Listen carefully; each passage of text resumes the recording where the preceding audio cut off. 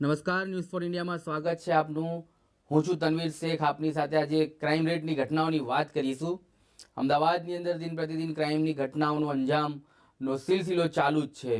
હાલ અમદાવાદમાં મોતની ઘટનાઓની જે તમને વાત કરવામાં આવે તો ગોમતીપુરમાં પણ કેટલીક મોતની ઘટના સામે આવી, કે ટ્રિપલ મર્ડર જેવી ઘટના સામે આવી.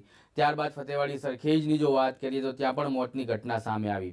પરંતુ ત્યારબાદ ચોરો પણ હવે માથું ઉચક્યું છે અને ચોરની ગેંગ એક પકડવામાં આવી છે ઝોન 7ની મદદથી અને લોકલ ક્રાઇમ બ્રાન્ચની મદદથી. આખી ઘટનાની જો વાત કરીએ તો અમદાવાદના સરખેજ હાઈવે ખાતે શાંતિપુરા સર્કલ પાસે એક ગેરેજમાંથી BMW કારની ચોરી કરવામાં આવી. ત્યારબાદ પોલીસ એલર્ટ મોડમાં આવતા Sarkhej police, Anandnagar police, zone 7 અને ગ્રામ્ય LCB કામે લાગી. ગણતરીના દિવસોમાં જ આરોપીઓને પકડી પાડવામાં તો આવ્યા, પરંતુ પોલીસની સફળતાની જો વાત કરીએ તો એક ગાડી ચોરવા ગયેલા આરોપીઓએ તો એની આગળ પણ ચોરીથી 5 ગુનાઓને અંજામ આપેલા છે. ગાડીઓનો ગુનો અલગ અલગ પોલીસ સ્ટેશનમાં નોંધાવેલા છે. ઝોન 7 અને સ્થાનિક પોલીસની મહેનત બાદ અમદાવાદ શહેરીજનોએ રાહતનો ક્યાંક ને ક્યાંક શ્વાસ લીધો છે. હાલ જો ધનાઢ્ય ગાડીઓની વાત કરીએ, લક્ઝુરિયસ કારોની વાત કરીએ તો તેમાં BMW, i20, હુન્ડાઈ તેવી અલગ અલગ કારો સામેલ છે.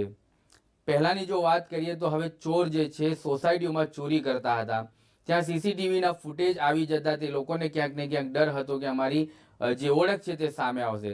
પરંતુ તે લોકોએ આખું ટ્રેન્ડ ચેન્જ કરીને ગેરેજોમાંથી ચોરી કરવાનો નવો એક કિમિયો અપનાવ્યો છે. પરંતુ આ કિમિયામાં પણ સફળ ના થયા, કારણ કે અમદાવાદ પોલીસ તદ્દન જે છે શહેરીજનોની સાથે હરખમ ઊભી છે. તે લોકોની મહેનત બાદ અને તે લોકોની સફળતા બાદ આ ચોરોને ગેરેજમાં જ્યારે BMWની કાર ચોરી કરવામાં આવીને ત્યાંના પણ CCTV ફૂટેજ સામે આવી ગયા, ત્યારે આખી ઘટના સામે આવીને પોલીસની મહેનતથી આ ચોરોને ગિરફ્તમાં અને પકડમાં લઈ લેવામાં આવ્યા છે. હાલ તો ગુનો નોંધી દેવામાં આવ્યો છે, પરંતુ આવનાર દિવસોમાં જોવાનું રહેશે કે આવા કેટલાક ગુનાઓમાં તે લોકોએ અંજામ આપેલો છે અને કેટલીક જગ્યાએ તે લોકોએ ચોરી કરી છે. તે બધું તપાસ અમદાવાદ શહેર પોલીસના હાથમાં છે. એમાં એવું છે કે ઝોન 7 LCB છે, એના ચૌધરી સાહેબ PSI છે અને એમનો સ્ટાફ છે. એમને હકીકત મળી હતી કે SJ કોલેજ રોડ ઉપર છે શંકાસ્પદ ગાડી છે અને માણસો છે, એટલે એમને ત્યાં 3 માણસો મળી આવ્યા. એમાં એક યાસર કરીને છે જે કુરેશી, એ અમદાવાદનો છે. બાકીના 2 છે એ ધોરાજીના છે, એક છે આદિલ ખાન, એક છે સમીર કરીને. આ લોકો LCBના સ્ટાફે એમને પ્રતિયુક્તિથી પૂછપરછ કરી તો એમને શંકા ગઈ. બીજું એની પાસે બીજી એક ગાડી હતી કે બીજી ગાડીની ચાવીઓ પણ હતી, એટલે એમને પૂછપરછ કરતા એમને બીજી જગ્યાએ જે ગાડીઓ ચોરીને મૂકેલી હતી એ ગાડીમાં 2 BMW છે, એક i20 છે અને એક બલેરો છે. એમ કરીને 4 ગાડી એમને રિકવર કરી છે. અને પૂછપરછ દરમિયાન એમણે જે આ આરોપીઓ છે એ પૈકીનો મહમદ યાસર કુરેશી છે, એ ગાડી રિપેરિંગનું કામ કરે છે, કાચ ફિટ કરવાનું કામ કરે છે. એટલે એને બધી રીતે ખબર છે કે કઈ જગ્યાએ ગાડી જે રિપેરિંગમાં આવે છે એની ચાવી અંદર જ રહેતી હોય છે. એટલે પોતે કોઈ પણ ગેરેજનું તાળું તોડી અંદરથી ગાડીની ચાવી મેળવી અને પછી એ લોકો વેચી દેવાના હતા. એમને વેચવા માટે આ ગાડી ઓલરેડી ધોરાજી બાજુ મોકલેલી હતી, પરંતુ કોઈ કારણસર વેચાણી નહીં અને પછી એ લોકો લાઈન મૂકેલી હતી.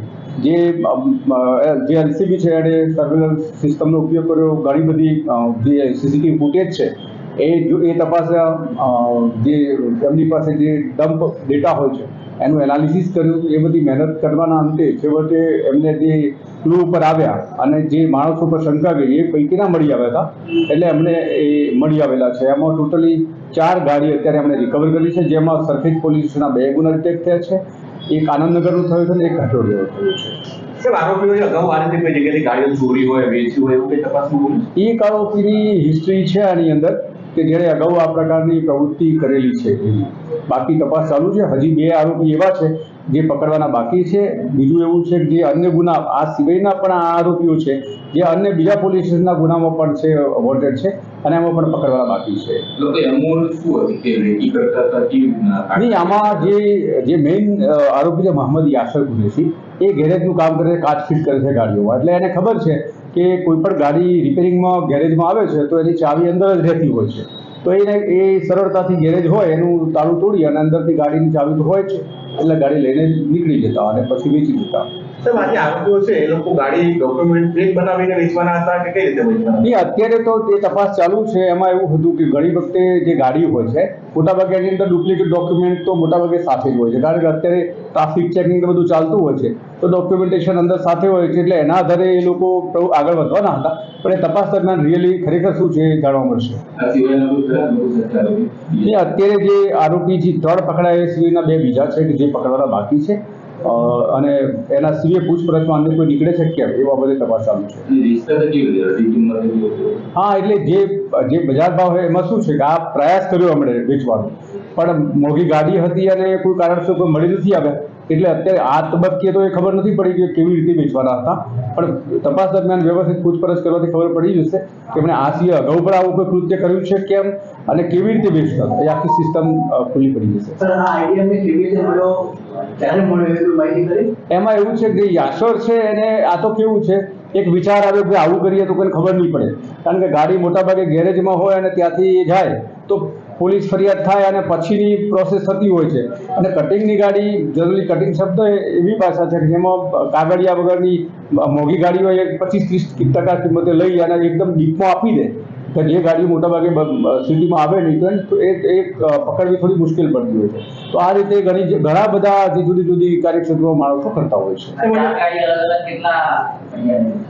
નહીં, 4 ગાડીમાં ફરિયાદી છે એ દરેકના અલગ અલગ ફરિયાદી છે, 4 ફરિયાદી છે. સાહેબ આજે બીજા 2 છે એમનો આ ગુનામાં શું રોલ હતો, જે કોન્ટેક્ટ છે એમનો? એક જે છે એ બધા મદદગારીમાં છે. મેઇન એકચ્યુઅલી એક વ્યક્તિ માઇન્ડ એપ્લાય કરે છે, ઇમ્પ્લિમેન્ટેશન કરે છે, અને બીજા એની મદદરૂપ થાય છે. એટલે આખી સંકળાયેલી સાંકળ છે. અને યાસર સિવાયના જે 2 આરોપીઓ છે પકડાયા એ કામ કરતો એમનું પ્રોફેશન શું છે? પ્રોફેશન અત્યારે પ્રાઇમરી તો લોકો એવું કહે છે કે અમે વેપાર કરીએ છીએ, પણ તપાસ દરમિયાન સાચી ખબર પડશે કે ખરેખર શું કરે છે.